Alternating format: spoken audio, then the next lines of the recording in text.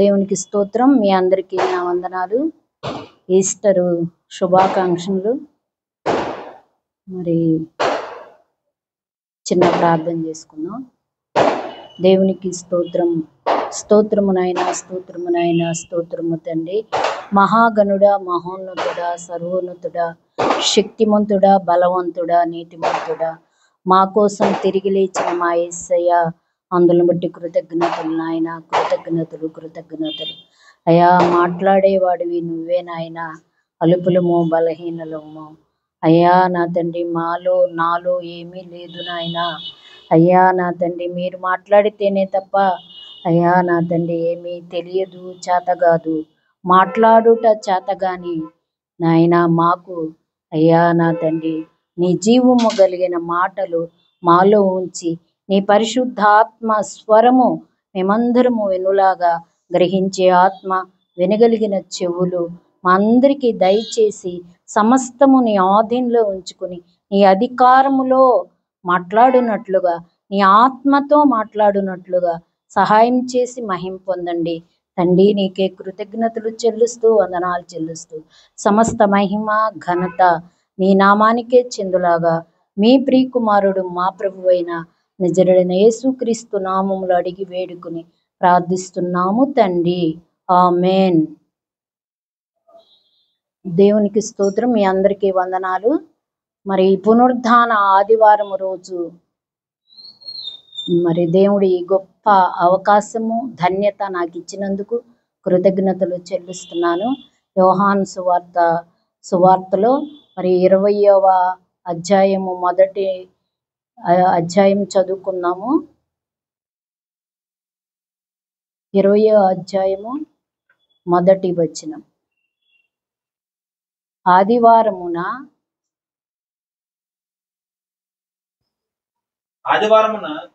ఇంకను చీకటిగా ఉన్నప్పుడు మరియా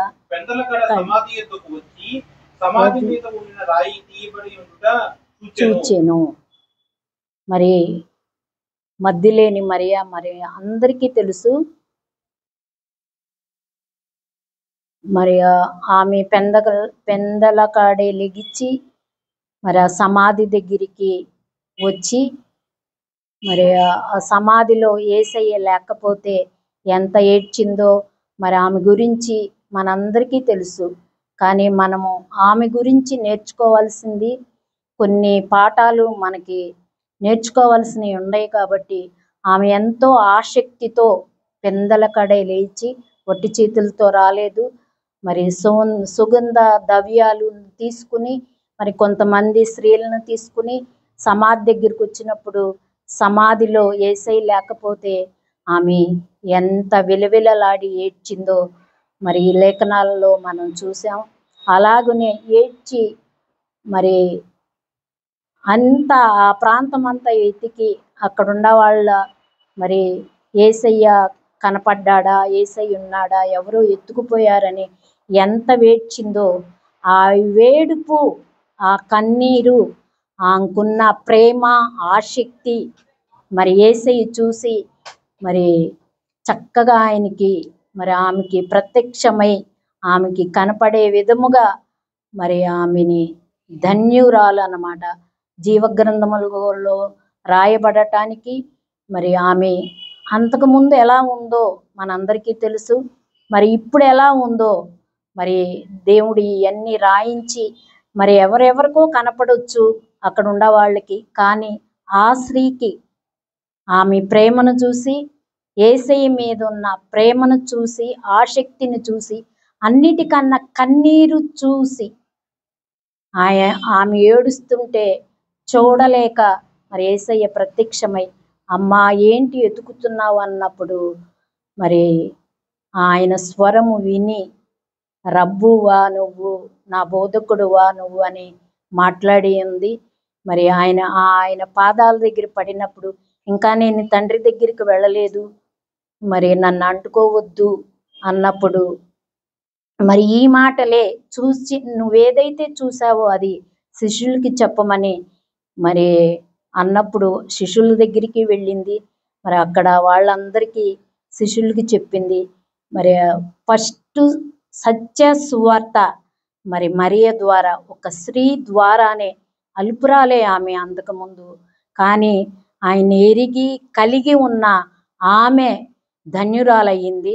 ఆయన్ని కళ్ళారా, ఆయన పరముకు వెళ్ళక ముందే భూమి మీద ఉండగానే కళ్ళారా చూసి ఆ సత్య సువార్త మరి ఆ శిష్యులకి, అక్కడ ఉన్నవారికి ఎంతో మరి ఆ సత్య సువార్త తెలియచెప్పటానికి చూపించిన కృపకి ఆమెను బట్టి కృతజ్ఞతలు చెల్లిస్తున్నాం. యేసయ్య మరి ఏమో ఆమెకెందుకు కనపడాలి అనుకోలేదు, ఆమెతో మాట్లాడాలి, ఎందుకు మాట్లాడాలి అని అనుకోలేదు, కానీ ఆమె ప్రేమ కన్నీరు చూసి మాట్లాడి ఎంతగానో గణపరిచారు.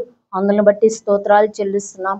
మా స్త్రీ మాట్లాడకూడదు, సత్య సువార్త ప్రకటించకూడదు, ఇంకా మరి పులిపీఠం ఎక్కకూడదు, మరి బాప్తీసాలు ఇవ్వకూడదు, ఇంకా ఏదైనా స్త్రీ తక్కువగానే లోబడే ఉండాలి అన్న, లోబడే ఆటికి లోబడాలి, కానీ దేవుడి విషయంలో ఏ విషయంలోనూ లోబడటానికి వీల్లేదనమాట.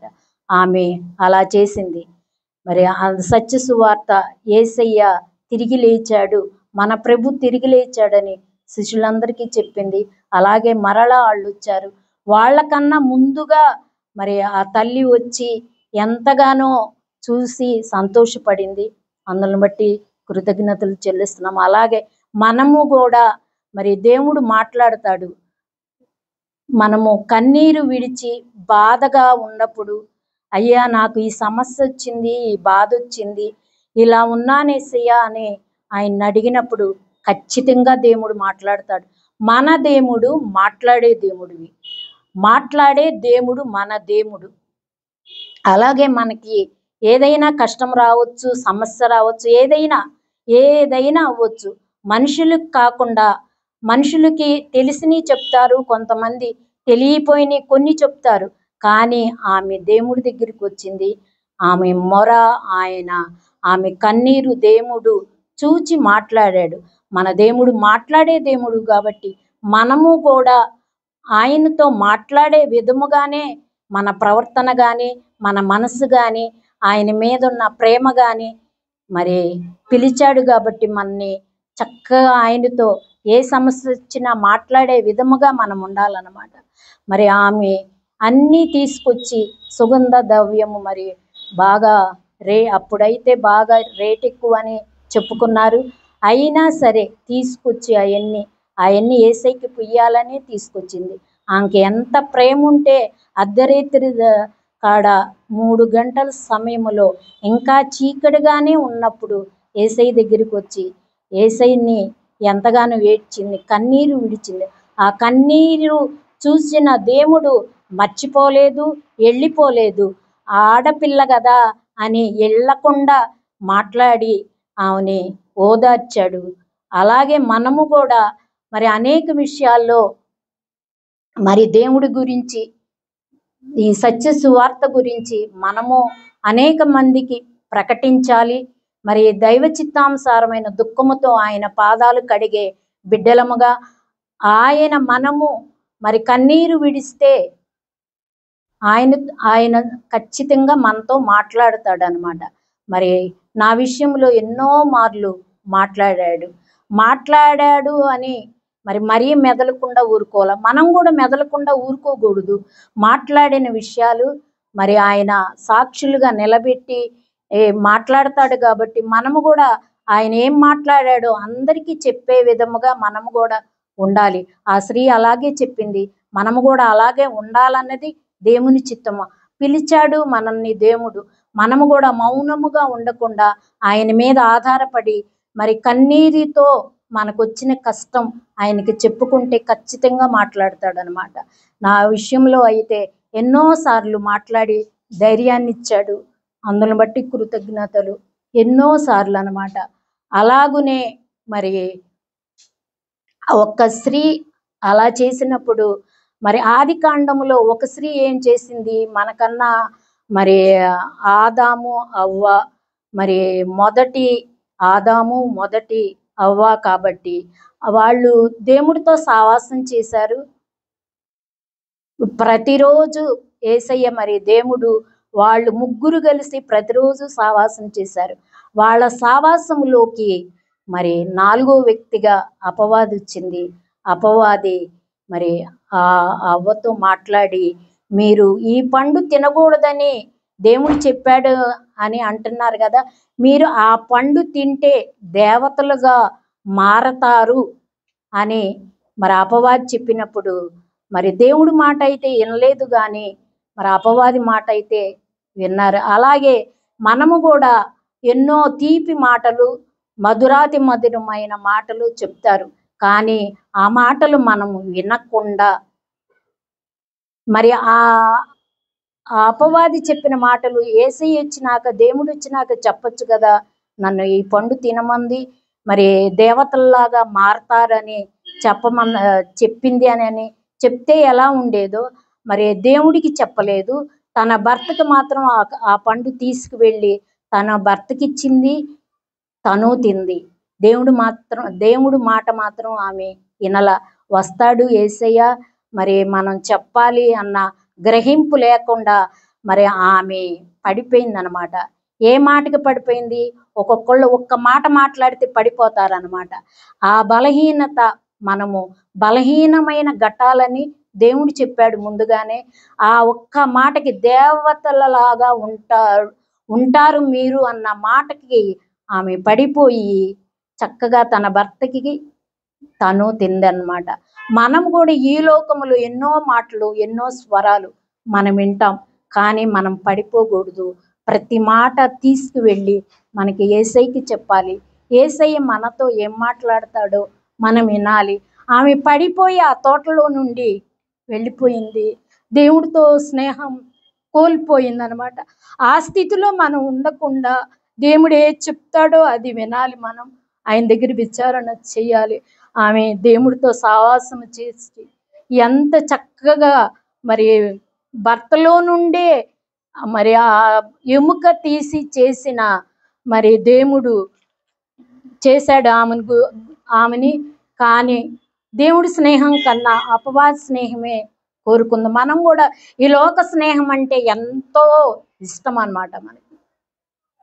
లోక స్నేహం దేవుడి స్నేహం కన్నా లోక స్నేహమే మనకి ఇష్టము. ఆ లోకమా స్నేహం మాటలు విని ఇప్పుడు ఎన్నో కోల్పోయాము, ఎన్నో నష్టపోయాము, పడిపోయాము. మరి దేవుడికి విరుద్ధముగా ఉండి బాధ పెట్టే విధముగా ఉన్నాం. అలా ఉండటానికి ఆయన ప్రాణం పెట్టి రక్తము కార్చి మన కోసం తిరిగి లెగవలేదు, కానీ మనము తిరిగి ఆయన లెగిచాడు. మనము కూడా లెగవాలన్నదే ఆయన చిత్తం. మరి అపవాది క్రియలో, అపవాది మాటల్లో మనం ఉంటే ఎలా లెగుస్తాం? లెగవలేంగా. మరి అపవాది క్రియల్లోనే మనం ఉంటాం. అలా ఉండకుండా మనము గ్రహించి ఇది అపవాది మాట, దేవుడి మాట అని గ్రహించి, మరి దేవుడు ప్రతిరోజు ఆమె దగ్గరికి మరి ఇద్దరి దగ్గరికి వస్తున్నాడు. వినకుండా చెప్పకుండా పండు తిని, మీరు దేవతలు అనగానే తినేసి పోని తినేసి ఇలా చేశాను, ఇలా జరిగిందని కూడా చెప్పకుండా మరి ఆయన నెట్టేసినప్పుడు, నేను ఎళ్ళను, నీ దగ్గరే ఉంటానయ్యా అంటే మరి ఎలా ఉండేదో. మరి ఆమె అయితే మరి అనలేదు. ఎల్లు అనంగా నెట్టేయంగానే వెళ్ళిపోయారు ఇద్దరు. మరి వెళ్ళిపోకుండా ఆయన పాదాలు పట్టుకుని బ్రతిములాడుకుంటే మరి ఆ స్త్రీ కానీ ఆ భార్యాభర్తలు ఇద్దరు, ఆదాము అవ్వ కానీ చక్కగా ఆయన దగ్గరే ఉండేవాళ్ళేమో. అలాగే స్త్రీ బలహీనమైన ఘట్టమైనా సరే మరి ఆ స్త్రీ వెళ్ళిపోయింది. ఈ స్త్రీ మన మధ్యలేని మరియా, ఈ స్త్రీ చక్కగా ఏకూజామును వచ్చి ఆయనే చెప్పాడనమాట, నేను తిరిగి లేస్తాను 3వ దినము అన్నప్పుడు ఆ మాట వింది, గ్రహించింది. మరి తిరిగి ఖచ్చితంగా లెగుస్తాడు నా యేసయ్య అని ఆయన మీద ప్రేమను బట్టి ఖచ్చితంగా వచ్చింది, లెగిచాడు, ఆమెతో మాట్లాడాడు. అలాగునే మనము తప్పిపోయే వారిగా మన హృదయములోను ఆయన ఉంటాడు కాబట్టి ఆయన మరి తప్పు చేసినప్పుడు చూస్తాడు, మరి మన హృదయంలో నుండి వెళ్ళిపోతాడు. మరి ఆయన చెప్పిన మాట మరి చక్కగా విని సమాధి దగ్గరికి వచ్చింది, ధన్యురాలు అనిపించుకుంది. మరి ప్రతిరోజు దేవుడు మాట్లాడుతున్నా మరి ఆదాము అవ్వ తప్పిపోయి తోటలో నుంచి పారిపోయారు. ఎళ్ళగొట్టేశారు, వెళ్ళిపోయారు వాళ్ళు. మనం ఆ స్త్రీలాగా ఉండకుండా ఈ స్త్రీలాగా మనము ఆయన జీవగ్రంథము ఏది చెప్తే, ఆయన వాగ్దానాలు ఏది చెప్పితే అది నిజము సత్యం మనం విని గ్రహించి ఆయన దగ్గరికి, ఆయన పాదాల దగ్గరికి వచ్చి కన్నీరు విడవగానే ఆయన మనతో మాట్లాడతాడు. అది నిజము సత్యము. మన దేవుడు మాట్లాడే దేవుడు.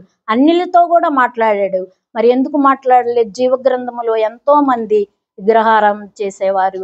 మరి యాకోబు మామయ్యతో మాట్లాడాడు. మరి శారాన్ని ఎత్తుకుపోయినప్పుడు ఆ రాజుతో మాట్లాడాడు. చాలా మందితో మీ అందరికీ తెలుసు అవన్నీ. అయితే మన దేవుడు మాట్లాడే దేవుడు కాబట్టి మనం పక్క వాళ్ళకి మనకి ఇష్టమైన వారికి ఏదైనా చెప్పుకోకుండా ముందుగా చెప్పకూడదని కాదు, తప్పని కాదు, కానీ మనం ముందుగా యేసయ్యకి చెప్తే ఆయన మనతో ఏం మాట్లాడతాడో అని మనం గ్రహించి ఆయన మాటలకి మనం చెవి ఒగ్గే విధముగా ఉంటే అటు మధ్యలేని మరియాని ఎలా అయితే ఆమె ప్రేమించిందో ఆయన కూడా అలాగే ప్రేమించాడు కాబట్టి మాట్లాడాడు. సత్య సువార్త ఆమె ద్వారా మరి శిష్యులందరికీ అందింది. మరి ఆ గ్రామంలో కూడా చెప్పే ఉండిద్ది. మరి స్త్రీ బలహీనమైన ఘట్టమైనా సరే మరి ఎంతగా జ్ఞాపకం చేసుకున్నాడు యేసయ్య. మరి ఆ స్త్రీ అని చాలా మంది చాలా తక్కువగా చూస్తారనమాట. ఎవరు ఎలా చూసినా యేసయ్య మాత్రం చూడలా. ఏంటి ఈమెతో నేను మాట్లాడేదని అనుకోలేదనమాట. ఆమెకి మాట్లాడి ఈ సంగతి అందరికీ చెప్పమ్మని చెప్పి ఉన్నాడు. అలాగే నాతో ఏం మాట్లాడతారని అనుకోకుండా మన దేవుడు, మన రక్షకుడు, మన ప్రేమించిన దేవుడు, మన కోసం తిరిగి లేచిన దేవుడు ఖచ్చితంగా మాట్లాడతాడు. అలాగునే నా విషయంలో కూడా మరి దేవుడు ఒక సంఘటన నాకు జరిగింది ఈ కొద్ది కాలంలో. అయితే నేను ఆ విషయంలో చాలా బాధపడ్డాను అనమాట. బాధపడి నా హృదయం చాలా బాధగా ఉంది యేసయ్యా అని, ఈ బాధ తీసేయి నాయనా అని నేను ప్రార్థన చేసుకున్నప్పుడు ఆయన్ని అడిగినప్పుడు, నువ్వెందుకమ్మా బాధపడతావు, పరలోకం నీ పుట్టిల్లు అని నాతో మాట్లాడినప్పుడు, ఆ ప్రేమ కలిగిన మాట మాట్లాడినప్పుడు ఆ బాధ ఎటుపోయిందో ఏమో కానీ నా హృదయం ఎంతో సంతోషముతో కృతజ్ఞతలు చెల్లించి దేవుడికి ఎంతగానో ప్రార్థన చేసుకున్నాను. అలాంటి మాటలు ఎవరు మాట్లాడతారు? సేవకులు మాట్లాడతారా? ఇరుగు పొరుగు వారు మాట్లాడతారా? తల్లిదండ్రులు మాట్లాడతారా? అన్నదమ్ములు మాట్లాడతారా? అక్క చెల్లెళ్ళు మాట్లాడతారా? ఎవ్వరూ మాట్లాడరు. మన యేసయ్య తప్ప. మనం నిజముగా ఆయనకు మొరపెడితే, మన బాధ ఏంటో ఆయనకి తెలియచెప్తే ఖచ్చితంగా మాట్లాడతాడు. మరియతో అలాగే మాట్లాడాడు. ఫస్ట్ మరి దేవుడు ఆ ప్రత్యక్షత కూడా మరియకే ఇచ్చాడు. ఆ ఫస్ట్ మాట కూడా ఆమెతోనే మాట్లాడాడు. ఆమె కూడా ఎలా ఉంది, ఎంత ప్రేమించింది. మనము కూడా అలాగే ప్రేమించాలి యేసయ్యని. అన్నిటికన్నా, అందరికన్నా, తల్లిదండ్రుల కన్నా, బంధుమిత్రుల కన్నా, ఎవ్వరికన్నా ఎక్కువైనా సరే మనం బలహీనులమే అయిన మట్టికి ఆ బలహీనతలో బలముగా ఉండి యేసయ్య మరి మరియతో మాట్లాడాడు. అందుని బట్టి కృతజ్ఞతలు. మరి పరలోకం నా పుట్టిల్లు అనే దేవుడు నాతో మాట్లాడినప్పుడు నా హృదయము ఎంతో నెమ్మది, సంతోషము మరి కలిగిందనమాట. మరి దేవుడు మాట్లాడితే మన హృదయములో నెమ్మది, సమాధానము, సంతోషం వచ్చింది. పగ ఉండదు మనలో, ఈర్ష్య ఉండదు, అసూయ ఉండదు. ఆయన మాట మన అంతరంగం వినగానే మధురాతి మధురముగా ఉండిద్ది అనమాట. అది ఇన్నవాళ్ళకే తెలిసిద్ది. మనము కాకుండా మరి మార్చుకోకుండా ఎలా పడితే అలా ఉండి, ఎలా ఉంటే అలా ఉండటం దేవుడికి ఇష్టం లేదు. ఆయన మాట్లాడినాక మనము కూడా ఆయన్ని అడిగినప్పుడు మరి మన కూడా మారుస్తాడు యేసయ్య. మనతోనూ మాట్లాడతాడు. ఆయన ప్రత్యక్షత మనం కూడా చూస్తామన్నమాట. మరి ఆనాడు ఆమె మనిషి ఒక స్త్రీనే. మరి ఒక స్త్రీ మరి తోటలో నుండి వెళ్ళిపోయింది. ఇంకొక స్త్రీ ఆయన్ని గెలుచుకుందనమాట. ఆయన సంతోషపెట్టింది. ఎవరు చేశారు అది? ఎవ్వరూ చేయలేదన్నమాట. ఒక స్త్రీ వెళ్ళిపోయినా ఒక స్త్రీ ఎంతగా జ్ఞాపకం చేసుకున్నాడు యేసయ్య, ఆమె ఎంతగా ప్రేమించింది. మనము కూడా ఆయన్ని ప్రేమించే విధముగా మరి మధ్య మధ్యన ఎన్నో మాటలు వస్తూ ఉంటాయి, కానీ అవన్నీ మనం పట్టించుకోకూడదు అనమాట. పట్టించుకోకుండా ఆయన వైపే చూస్తే మనకి ఏ సమస్య అయినా రావచ్చు, ఎలాంటి సమస్య అయినా రావచ్చు. దేవుడితో ఆ బంధం ఏర్పడితే మనం ఖచ్చితంగా దేవుడు మాట్లాడతాడు. మరి ఇటు గొప్ప ధన్యత నాకు ఇచ్చినందుకు, మరి అర్హత లేని, యోగ్యత లేని, ఏ మంచి లేని మాకు ఇట్టి పని అప్పచెప్పి నిజంగా నాకు ఆశ్చర్యము. మరి నేను చదువుకోలేదు, తా అంటే తూ రాదు, ఒత్తులు రావు ఎలాగూ అని అనుకున్నప్పుడు మరి దీనిలో మరి రాసుకుంటారు మరి సేవకులందరూ. నాకు ఆ రాసుకోవటం కూడా చేత కాదు.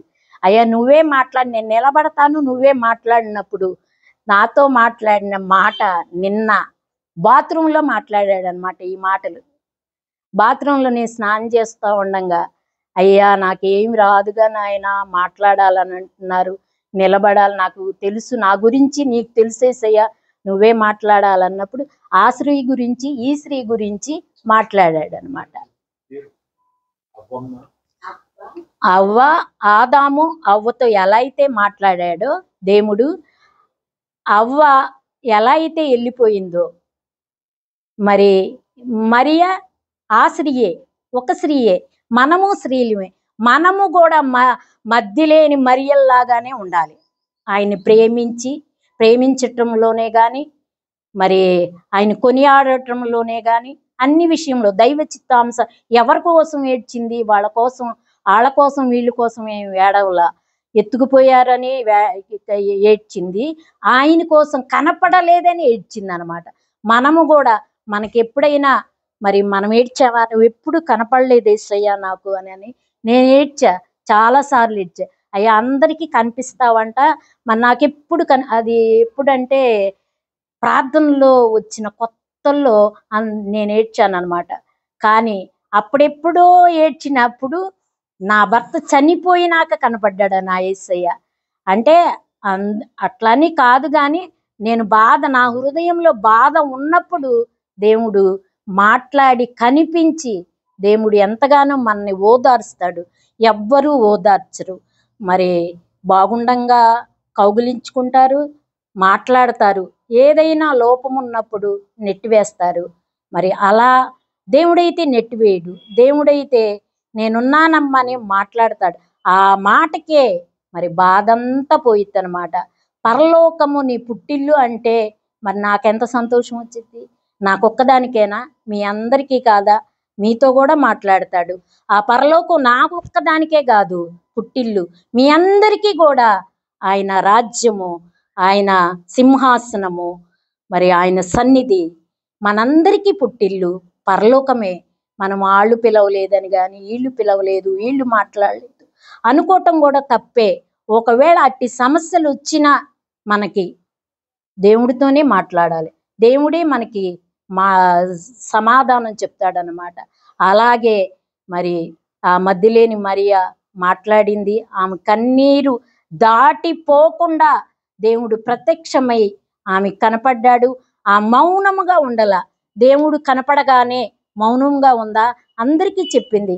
అట్టి సత్య సువార్త మనకి జీవగ్రంథాన్ని ఇచ్చాడు, మనతో మాట్లాడే దేవుడు. మనము కూడా అందరికీ ప్రకటించే విధముగానే మనం ఉండాలి, ఆయన సంతోషపెట్టాలి. మరి మొన్న వెంకీ ఒక ఆదివారం మాట్లాడాడు, చిన్న పోగు వారి కూడా మరి దేవుడికి పని చేస్తే మరి ఆయన ఎంతో సంతోషపడతాడంట. మనం ఆయన సన్నిధిలో చిన్న పనైనా చేసి ఆయన్ని సంతోషపెట్టే వారిగా ఉండాలి, కానీ ఆయన్ని బాధ పెట్టే వారిగా ఉండకూడదు అన్నది ఈ లేఖనాలు సెలవిస్తున్నాయి. కాబట్టి మరి ఇట్టి మాటలు నాకు దేవుడు ఇచ్చినందుకు కృతజ్ఞతలు చెల్లిస్తున్నాను, వందనాలు చెల్లిస్తున్నాను. సమస్త మహిమ ఘనత నాతో మాట్లాడినందుకు నిజంగా ఎంతో ఆశ్చర్యము.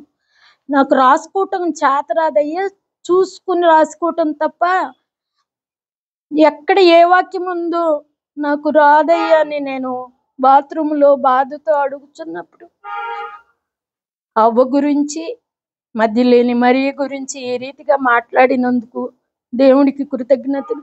నాకు ధైర్యం లేదయ్యా అని ఎన్నోసార్లు ప్రార్థన చేసుకునేదాన్ని. కానీ మరి ఈ దేవుడు ఈ మాటలు మాట్లాడినాక ఎంతో ధైర్యాన్ని, సంతోషాన్ని, హృదయానికి నెమ్మది ఇచ్చినందుకు ఆ దేవాది దేవుడికి కృతజ్ఞతలు చెల్లిస్తూ, వందనాలు చెల్లిస్తూ, ఈ మరి ఈస్టరు ఆదివారం మీ అందరికీ శుభాకాంక్షలు. అందరితో మాట్లాడాలన్నదే దేవుని చిత్తం. నాకు కూడా అదే ఇష్టం. దేవుడి మీద ఆధారపడితే అందరితో దేవుడు మాట్లాడటానికి సిద్ధముగా ఉన్నాడు. మనం కూడా సిద్ధంగా ఉండాలి. ఈ చిన్న మాటలు దేవుడు దీవించునుగాక. అందరికీ నా వందనాలు. దేవుని కృపను బట్టి సజీవుల లెక్కలో ఉంచి పునరుద్ధాన ఆదివారం ఆయన సన్నిధిలో ఉంచిన విధానాన్ని బట్టి నిండు వందనాలు చెల్లిస్తూ, మొట్టమొదటిగా మీ అందరికీ పునరుద్ధాన దినపు శుభాకాంక్షలు తెలియజేస్తున్నాను. చిన్న ప్రార్థన చేసుకుందాం. స్తోత్రము నాయన, స్తోత్రము తండ్రి, మహాగణుడానికి వందనాలు ప్రభువా. అయ్యా, పనికిరాని ఈ నోటితో ప్రభు నిన్ను ప్రకటన చేయడానికి వచ్చిన నా నోటిని నువ్వు దీవించవా. నాకేమి రాదేసయ్యా, జ్ఞాపకం చేసుకో. నా తప్పుల్ని మాత్రం గుర్తు చేసుకోకయ్యా. నువ్వు తప్పితే నన్ను ఎవ్వరూ క్షమించలేరు ప్రభువా. అయ్యా, జ్ఞాపకం చేసుకునేవాడివి నువ్వే, శక్తినిచ్చేది నువ్వే, నా బలహీనతలను తీసివేసి బలంగా చేయవాడివి నువ్వే ప్రభు. అయ్యా, నీ సన్నిధిలో ప్రభు అగోచరమైన విషయాలు, ఎన్నో రకాల విషయాలు మీరు మాతో మాట్లాడతానన్నారు కనుక అయ్యా, నువ్వు జ్ఞాపకం చేసుకొని నిన్ను గూర్చి ప్రకటన చేయు. ఈ నోటిని ఆశీర్వదించి సిలువ చాటు నన్ను మరుగుపరుచుకోమని, వినేవారికి కూడా నాయన విసుగు కలక్క వినులాగున మీరు దీవించమని, శ్రేష్టమైన నీ యొక్క ప్రభు దయను మాకు అనుగ్రహించమని యేసుక్రీస్తు దివ్యనామములో అడుగుతున్నాము తండ్రి. ఆమేన్.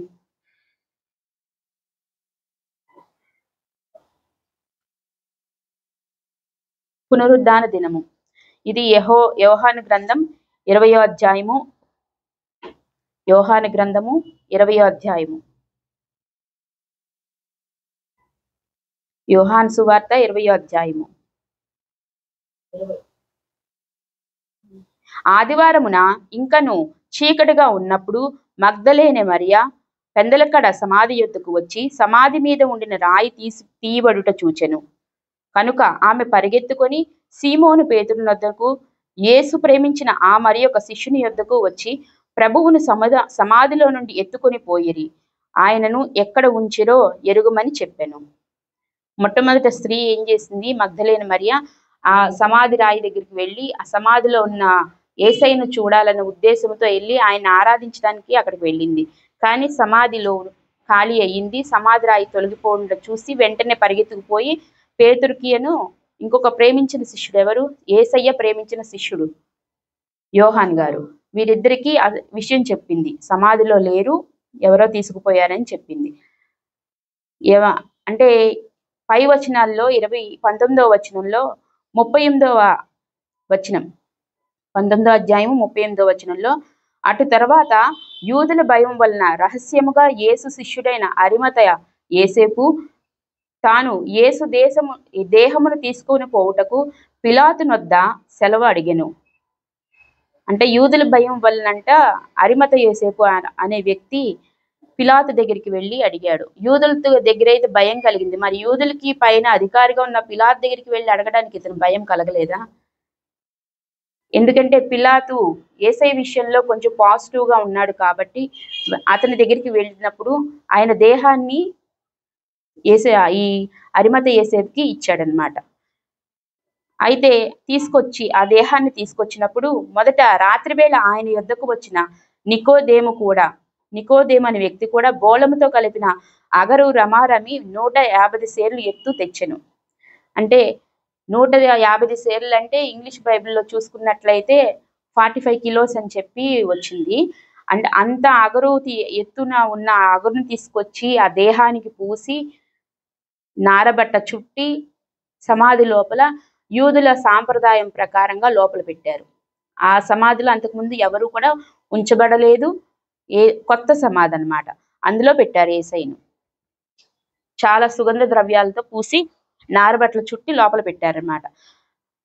అయితే ఇప్పుడు నా ఉద్దేశం ఏంటంటే, ఇప్పుడు యేసయ్య శరీరంలో ప్రాణం ఉన్నంత వరకు కూడా ఆయన్ని నజరేయుడు అన్నారు, క్రీస్తు అన్నాడు, రక్షకుడు అన్నారు. చాలా చాలా పేర్లతో ఆయన పిలిచారు. మరి దేహంలో నుంచి ప్రాణం వెళ్ళిపోయింది. ఇప్పుడు ఏంటి ఆ దేహం? మృతమైనది. ఆ మృతమైన దేహాన్ని పట్టుకొని తీసుకొచ్చారు. ఎత్తుకొని తీసుకొచ్చి వారికి నచ్చిన ఆ సమాధిలో పెట్టారు. అంటే మనం యేసయ్యలో నిద్రించామని అంటాము. మరి ఆ సమయంలో వారికి ఎవరికీ తెలియదు. మరణించాడు కాబట్టి తీసుకొచ్చి లోపల పెట్టారు. అలాగే మత్తయి సువార్తలోను అన్ని లూక, మార్కు అన్నిటిలో కూడా దేహం దేహం అనే వారు ప్రనౌన్స్ చేశారు. ప్రాణం ఉన్నంత వరకు ఆయనకి రకరకాల పేర్లు ఉన్నాయి. ప్రాణం పోయిన తర్వాత దేహం అని చెప్పి తీసుకొచ్చారు. అలాగే మనం కూడా ప్రాణం ఉన్నంత వరకు మన ఎంతగానో అందరూ ప్రేమిస్తారు, ఆకర్షిస్తారు, ఎన్నో సంపాదించుకుంటా, పేరు ప్రఖ్యాతులు ఉంటాయి, అన్నీ ఉంటాయి. కానీ ఒకసారి మరణం ఈ శరీరానికి కలిగిన తర్వాత దీన్ని తీసుకుపోయి పూజ చేస్తారు, కాలుస్తారు. ఎవరి సంప్రదాయం ప్రకారం వాళ్ళు చేస్తారు. కానీ మన యేసయ్య పునరుద్ధానం ద్వారా మనకు కలిగే లాభం ఏంటో ఒకసారి మనం చూద్దాము. యోహానులో ఈ 20 అధ్యాయం మనం చదువుకున్నాం కదా. ఇక్కడ ఒకసారి గమనించండి. స్త్రీ చెప్పింది, 3వ వాక్యంలో స్త్రీ వచ్చి వాళ్ళ దగ్గరికి వెళ్ళి చెప్పింది. వాళ్ళు బయలుదేరి సమాధి యొద్దకు వచ్చారు. వారిద్దరును కూడి పరిగెత్తుచుండగా ఆ శిష్యుడు పేతురు కంటే త్వరగా పరిగెత్తి ముందుగా సమాధి యొద్దకు వచ్చాయి. ఎవరా శిష్యుడు ముందుగా పరిగెత్తుకుంటూ వచ్చింది? యోహాన్ గారు పేతురు గారి కంటే ముందుగా పరిగెత్తుకుంటూ వచ్చి సమాధిలోకి వంగి చూశారు. తర్వాత పేతురు గారు వంగి చూశారు. సమాధిలోకేమో ఈయన వెళ్ళలేదు, కానీ పేతురు గారు మాత్రం లోపలికి వెళ్ళారు. వీరిద్దరి మధ్య వ్యత్యాసమే. దేవుడు ఏమి కనపరుస్తున్నాడు? దేవుణ్ణేమో పేతురు గారు ప్రేమించారు, మరి దేవుడు యోహాన్ని ప్రేమించాడు. అంతే కదా. పేతురు దేవుణ్ణి ప్రేమించాడు, యోహాన్నేమో దేవుడు ప్రేమించాడు. ఈ వ్యత్యాసం అనేది ఏంటో ఒకసారి మనం చూద్దాము. యోహాను గ్రంథము యోహాను గురించి ఒకసారి తెలుసుకుందాము. యోహాను సువార్త 13వ అధ్యాయము 23, 24, 25.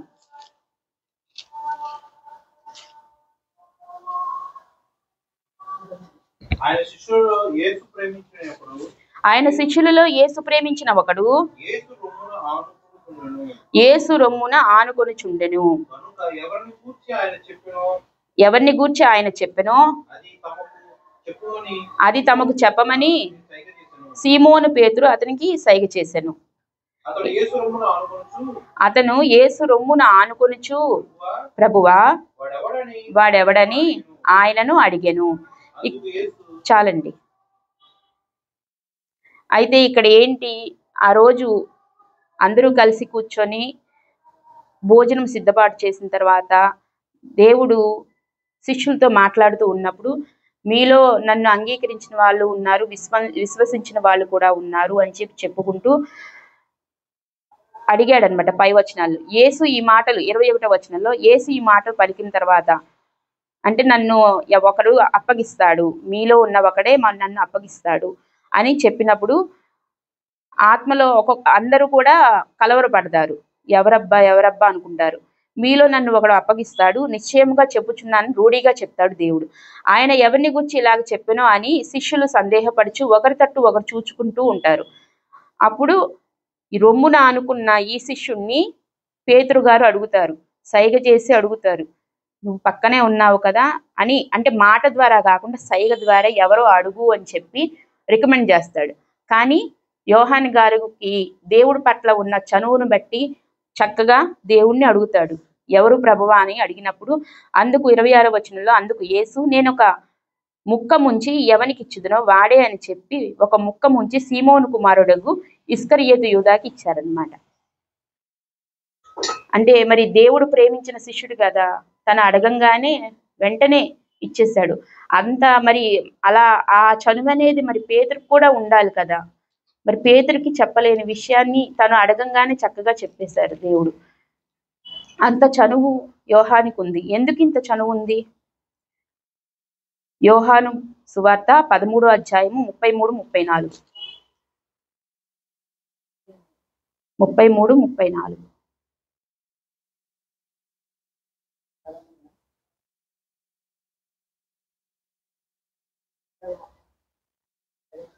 13వ అధ్యాయం 33, 34.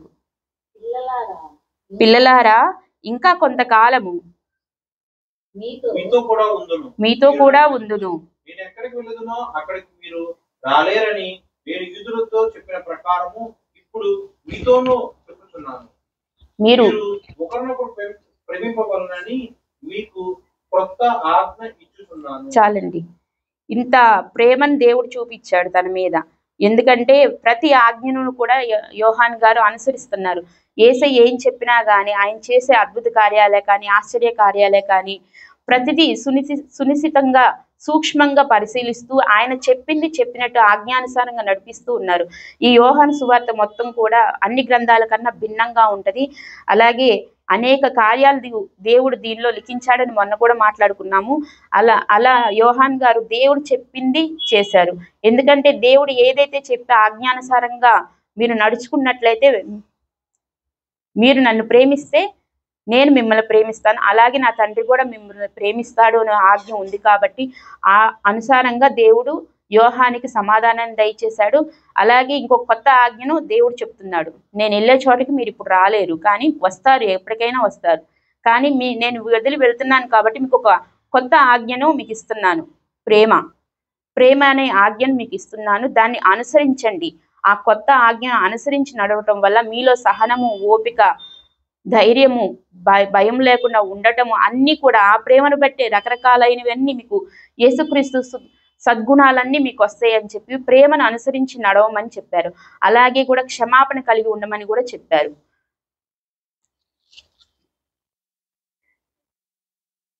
యోహాన్ గారి గురించి ఇంకొకటి తెలుసుకుందాము. అదే ఆజ్ఞ అనుసరించి నడవమనే ఇది కూడా 15వ అధ్యాయం 21వ వచనము. 15:21. అయితే వారు నన్ను పంపిన వారిని ఎరుగరు కనుక నా నామమును మీకు వీటన్నిటిని మీకు చేయుదురు. 15వ అధ్యాయం 21వ వచనము. 14వ అధ్యాయం 21వ వచనము. నా ఆజ్ఞలను అంగీకరించి వాటిని గైకొనివాడే నన్ను ప్రేమించువాడు నా తండ్రి వలన ప్రేమింపబడును. నేనును వానిని ప్రేమించి వానికి నన్ను కనపరుచుకొందునని చెప్పాడు. అలాగే దేవుడు అన్ని విషయాల్లో కనపరుచుకుంటూ యోహాను విషయంలో ఎంతగానో ప్రేమిస్తూ ఉన్నాడు. అలాగే కొడుకు ప్రేమించాడు కాబట్టి తండ్రి కూడా ఆ బిడ్డను ప్రేమిస్తూ ఆయన కృపను ఆ బిడ్డ మీద చూపించారనమాట. ఇప్పుడు పేతురు గారి నిమిత్తం చూద్దాము. మత్తయి సువార్త 16:21.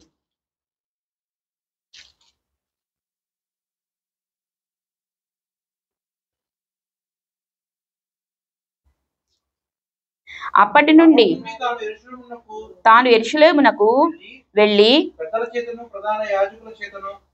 చేతను అనేక హింసలు పొంది చంపబడి మూడవ దినము లేచుట అగత్యమని యేసు తన శిష్యులకు తెలియచేయ మొదలు పెట్టగా చాలండి. ఏం చెప్పారు ఇక్కడ? ప్రధాన యాజకులతోనూ శాస్త్రుల చేతను హింసలు పొంది చంపబడి మూడో దినమున లేచుట అగత్యమని యేసు తన శిష్యులకు తెలియచెప్పినప్పుడు పేతురు ఏమంటున్నాడో చూడండి. ఆయన చేపట్టుకొని ప్రభువా అది నీకు దూరమగును గాక, అది నీకెన్నడూను కలుగదని ఆయనను గద్దింపసాగెను. ఆయన పేతురు వైపు తిరిగి సాతానా నా వెనుకకు పొమ్ము, నీవు నాకు అభ్యంతర కారణమై ఉన్నావు. చాలండి. ఇక్కడ ఏంటి? వెంటనే పేతురు నీకు ఇలా చేయబట్టుకొని నీకు ఇది జరగకూడదు, దూరం అవ్వాలి అని చెప్పి గద్దించాడనమాట. గద్దించగానే అపవాది డైరెక్ట్గా వచ్చి మనుషులతో ఏం మాట్లాడదు. ఒక మనిషిలో దూరి జరగాల్సిన కార్యాన్ని ఆపడానికే ప్రయత్నం చేస్తుంది కనుక పేతురుని ఆశ్రయం చేసుకొని నీకు ఇది జరగకూడదు, ఎందుకంటే అది జరిగితే మనం అందరం నిత్య జీవానికి వారసులం అవుతాం కనుక ఆ సమయంలో ఇది జరగకూడదు అని చెప్పి అనగానే యేసుక్రీస్తు ప్రభువుకి సమస్తం మీద అధికారం ఉంది కాబట్టి వెంటనే సాతానుని ఆగిపో, మాట్లాడుకు, పక్కకు పో అని చెప్పి ఆజ్ఞ ఇచ్చారు. అయితే పేతురు గారు ఆ స్వభావం ఎలాంటిదంటే ఆయనది బాగా ఎక్కువగా మాట్లాడే స్వభావం, ప్రతి విషయాన్ని అడిగే స్వభావం అతనిలో ఉంది. అతిగా మాట్లాడడం ఇవన్నీ చాలా ఉన్నాయి ఆయనలో. ఆయన సరిచేయడానికి దేవుడు చాలా చాలా అవకాశాలు ఇస్తూ ఆయన్ని సరి చేసుకుంటూ వచ్చారు. మరి పేతురు గారికి సంఘాన్ని అప్పచెప్పారు. పరలోకపు తాళ చేతులను కూడా అప్పచెప్పారు. మరి ఇంత ఇదిగా అతిగా మాట్లాడే స్వభావం ఉన్న ఆయనకి ఎందుకు అప్పచెప్పారు? ఆయన మారితే ఏ రకంగా ఆయన ఉంటాడో, ఆయన మనస్సు ఏ రకంగా ఉంటుందో, దేవుడి పట్ల ఎంత విశ్వాసం చూపిస్తాడో భవిష్యత్తు ఎరిగిన దేవుడికి సమస్తం తెలుసు గనుక పేతురు గారికి సంఘాన్ని అప్పచెప్పారు. ఒక బండగా ఏర్పాటు చేశారనమాట. 17వ అధ్యాయం 23వ వచనం చూద్దాము. మత్తయి సువార్త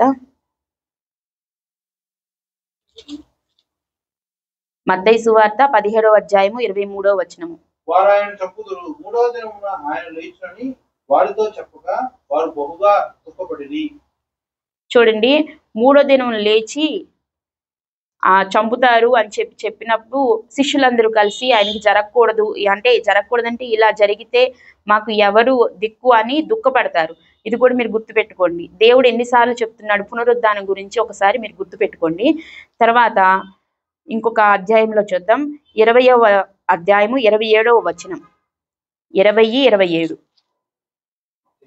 మత్తయి సువార్త 20-27. మీలో ఎవడు ముఖ్యుడై వాడు మీ దాసుడై ఉండవలను. అలాగే మనుష్య కుమారుడు పరిచారము కొనుటకు రాలేదు గాని పరిచారము చేయుటకును అనేకులకు ప్రతిగా విమోచన క్రయధనముగా తన ప్రాణము నిచ్చుటకు వచ్చనని చెప్పాను.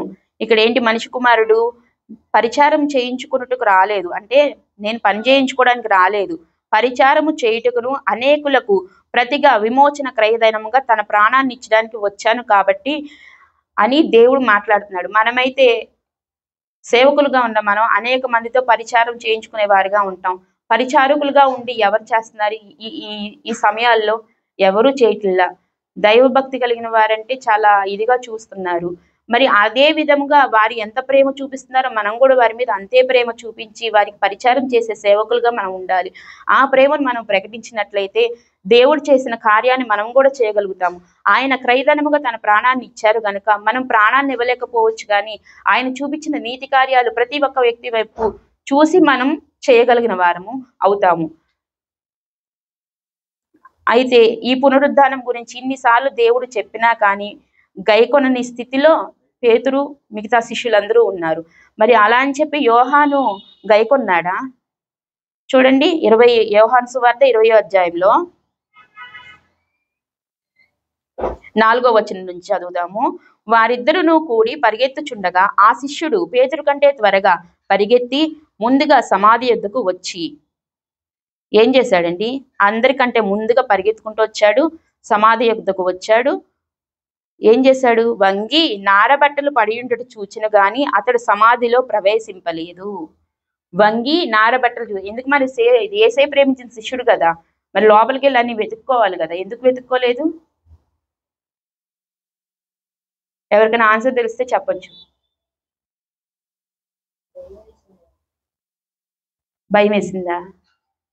కాదు, వంగి నారబట్టలు పడి ఉంటే చూచాడు. యోహాను నమ్మాడు, అంటే పునరుద్ధానుడు దేవుడు అవుతాడని నమ్మాడు. కింద వచనంలో ఉంది యోహాను గురించి, ఒకసారి చూద్దాం. 8వ వచనంలో, అప్పుడు మొదట సమాధి యొద్దకు వచ్చిన ఆ శిష్యుడు, మొదట ఎవరొచ్చారు సమాధి దగ్గరికి? ఎవరొచ్చారు సమాధి దగ్గరికి? ఫస్ట్ యోహాను గారు వచ్చారు. ఆ శిష్యుడు లోపలికి పోయి చూచి నమ్మెను. అంటే సమాధి ఖాళీగా ఉంది, ఇంక లోపలికి వెళ్ళాల్సిన అవసరం ఏముంది? ఇంకా అవసరం లేదు, అక్కడ యేసయ్య లేరు, అంటే తిరిగి లేచారనే ఆలోచన అతనిలోకి కలిగింది. అంటే మరి ఆజ్ఞను ప్రతిదీ కూడా పక్క నుండి ఆలోచిస్తూ రొమ్మున అనుకొని పక్కనే ఉండాలి, పక్కనే ఉండి ప్రతిదీ చూస్తూ ఉన్నాడు కనుక ఆయన చెప్పిన ప్రతి ఆలోచన ఆయన హృదయంలో ఉంది కనుక సమాధి ఖాళీ అయింది. దేవుడు ఇక్కడ లేదు, ఇంకా లోపలికి వెళ్ళాల్సిన పనే లేదు అని చెప్పి ఖాళీ అయిన సమాధిని ఆయన పరీక్షగా చూడలేదు. కానీ పేతురు గారు లోపలికి వెళ్ళారు, నారబట్టలు పడిపోవడం చూశారు, రుమాలో పక్కన ఉండడం చూశారు. మరి ఇంకొక ఉదాహరణ చూద్దాము దీనిలో. యోహాను సువార్త 11:39-44 వరకు.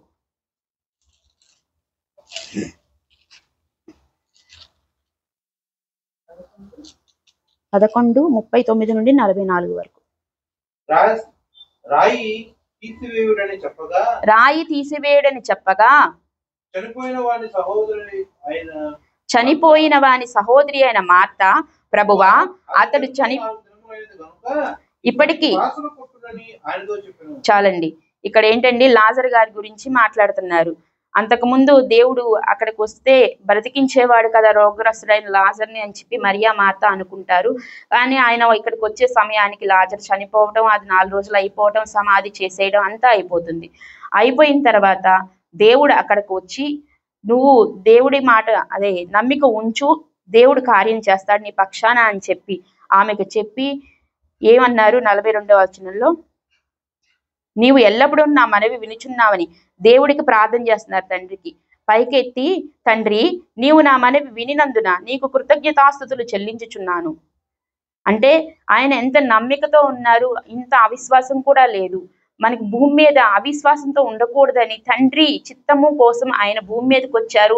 అదే నిరూపణగా చూపించారు. నువ్వు వింటున్నావయ్యా అనే దృఢ సంకల్పంతో నా మనవి ఆలకించావు కదా, నీకు కృతజ్ఞతలు అనే ఆలోచన, ఆ ప్రార్థన మనకి ఎంతగానో ఇన్స్పిరేషన్ గా ఉంటుంది. మనం కూడా ప్రతి విషయాన్ని బట్టి, సమస్యను బట్టి పారిపోయే వారిగా కాకుండా, అయ్యా నువ్వు వింటున్నావుగా, నువ్వు చూస్తున్నావుగా, నీకు కృతజ్ఞతలు, నువ్వే నాకు న్యాయం చేయని మనం ప్రార్థన చేసుకున్నట్లయితే దేవుడు ఖచ్చితంగా కార్యాన్ని చేస్తారు.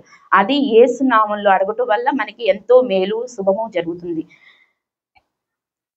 అయితే అప్పటికి 4 రోజులు అయిపోయింది. ఎలా బ్రతుకుతారు, ఏం చేస్తారు అని చెప్పి వాళ్ళకి ఇచ్చిన డౌట్ని బట్టి దేవుడు ఆ రోగగ్రస్తుడైన లాజరును లేపాడు. లాజరును లేపి అతను ఎలా వచ్చాడు బయటికి, లాజరు బయటికి రమ్మని బిగ్గరగా చెప్పగా ఆ రాయి తొలగించారు. వెంటనే చనిపోయిన వాడు కాళ్ళు చేతులు ప్రేత వస్త్రములతో కట్టబడిన వాడి వెలుపలికి వచ్చెను. అతని ముఖమునకు రుమాలు కట్టి ఉంది. మరి ఒక ఆలోచన చేయండి, మరి యేసయ్య కూడా సమాధిలో ఉన్నారు, రాయి తొలగింపబడింది. ఇతనేంటి, లాజరు ఎలా వచ్చాడు బయటికి? ప్రేత వస్త్రాలు, నారబట్టలు చుట్టుకున్న వాడి మొహానికి కర్చీఫ్ కట్టుకొని, రుమాలు కట్టుకొని బయటికి వచ్చాడు.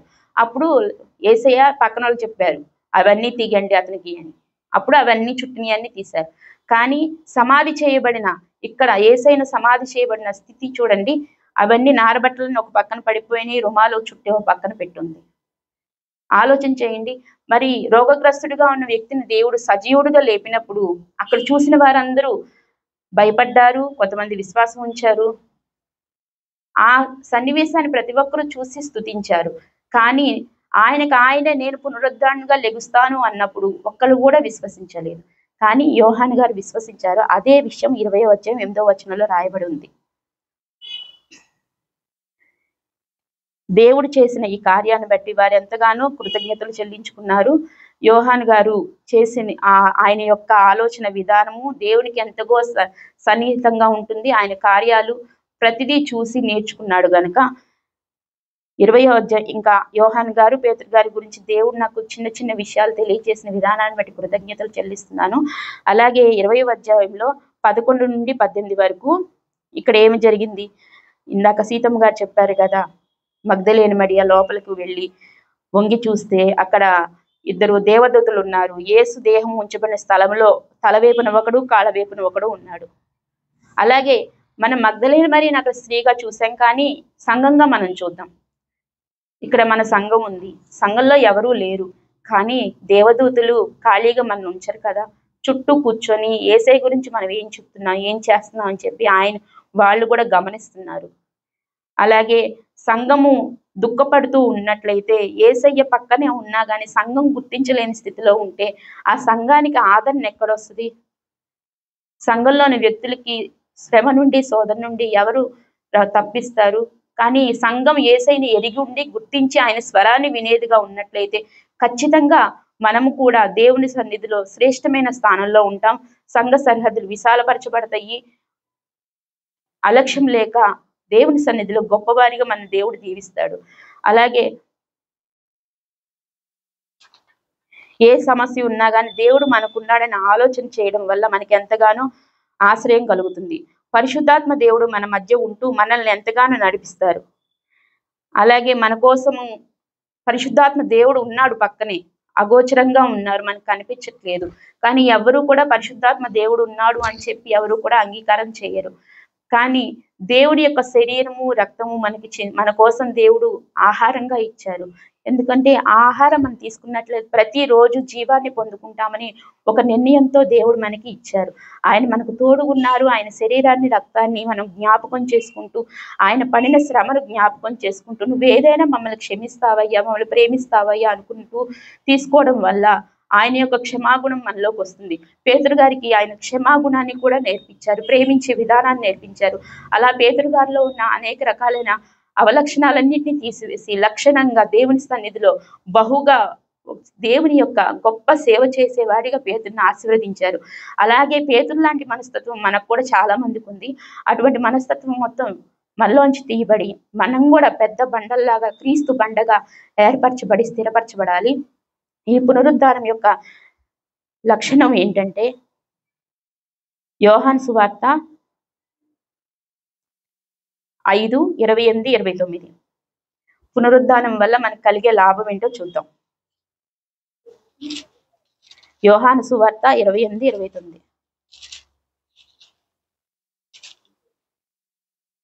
తండ్రి ముద్దులను ఎలాగో నీకు బ్రతికించునో 5వ అధ్యాయము 28-29. 5వ అధ్యాయము 28-29. దీనికి ఆశ్చర్యపడకూడదు. ఒక కాలము వచ్చుచున్నది, ఆ కాలమున సమాధుల్లో ఉన్న వారందరూ ఆయన శబ్దము విని మేలు చేసిన వారు జీవ పునరుద్ధానమును, కీడు చేసిన వారు తీర్పు పునరుద్ధానమును బయటికి వచ్చెదరు. చాలండి. ఒక కాలము వచ్చుచున్నది, అదేంటంటే పునరుద్ధానుడైన దేవుడు మన కోసం తిరిగి వస్తారు. అప్పుడు ఆ కాలంలో సమాధుల్లో ఉన్న వారందరూ ఆయన శబ్దమును విని, అంటే మరణించిన వారందరూ ఆయన శబ్దాన్ని విని బయటకు వచ్చి, మేలు చేసిన వారందరూ జీవ పునరుద్ధానానికి వెళ్తారు, కీడు చేసిన వారు తీర్పు పునరుద్ధానానికి వెళ్తారు. అప్పుడు తీర్పులోకి వెళ్ళినప్పుడు నువ్వు మేలు చేస్తే పరలోక రాజ్యంలో స్థానం ఉంటుంది, అదే కీడు చేసినట్లయితే అగ్నిగుండానికి వెళ్తావు. దేవుడు ఇచ్చిన అవకాశాన్ని మనం సద్వినియోగం చేసుకుంటూ దేవుని కృపలో అందరము జీవించేవారిగా ఆయన నిత్య రాజ్యానికి వారసులం అవులాగున ఈ శ్రమ దినాలన్నిటిలోనూ దేవుడు తోడుగా ఉండాలని, ఆయన కృప మన ఎడల ఉండాలని మనందరం కోరుకుంటూ ఈ చిన్న వాక్యాన్ని దేవుడు దీవించును గాక. ఆమేన్.